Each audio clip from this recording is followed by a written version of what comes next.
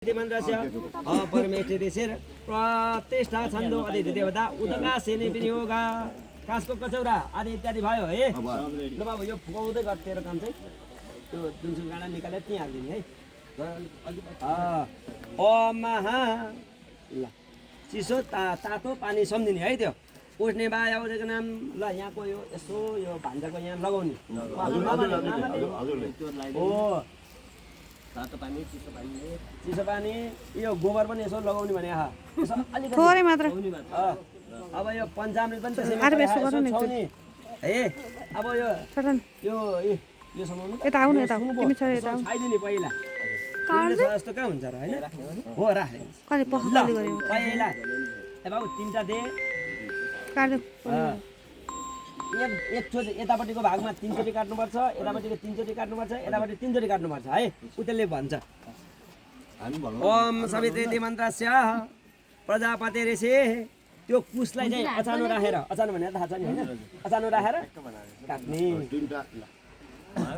एकदम यो त्यो सबै कुसहरु एकदम रेडी छ। ओम सवितृ मन्त्रस्य प्रजापति ऋषि ल मंगल पार्दिउ मंगलम भगवान विष्णु ल मंगलम भगवान विष्णु जजले जाने हात त्यहीले पढु म यता पढ्छु।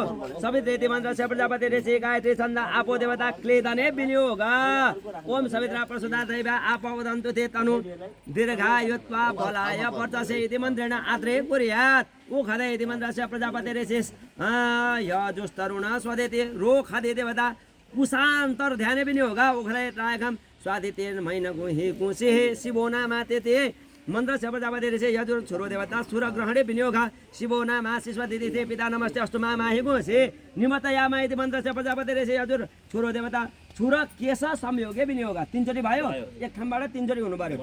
ल अब द्रुमित्रिया म पढ्दैछु छुर संयोगे विनियोग निमतयामा युखेन्या धाय प्रजनाय रायस पोगा सुभजस्वाय सुबिरियायः कुश पत्रेण येना बप ध्वजा मङ्गलम पुण्डरीकाक्ष मङ्गलाय तनोहरि तदेव लग्नं सुदिनं तदेव ताराबलं चन्द्रबलं तदेव विद्याबलं दैवबलं तदेव लक्ष्मीपतेतेऽङ्घ्रियुगा स्मरामि ॐ महाभद्राङ्करढेभे सुडोजामदेव भद्रां पश्येवा शबीर्यै जत्रः स्थिरैराङ्गै मंगलम पुनरेकाच्य मंगलाय तनोहरि तदेव लग्नं सुदिनं तदेव ताराबलं चन्द्रबलं तदेव विद्याबलं दैवबलं तदेव लक्ष्मीपतेतेऽङ्घ्रियुगा स्मरामि।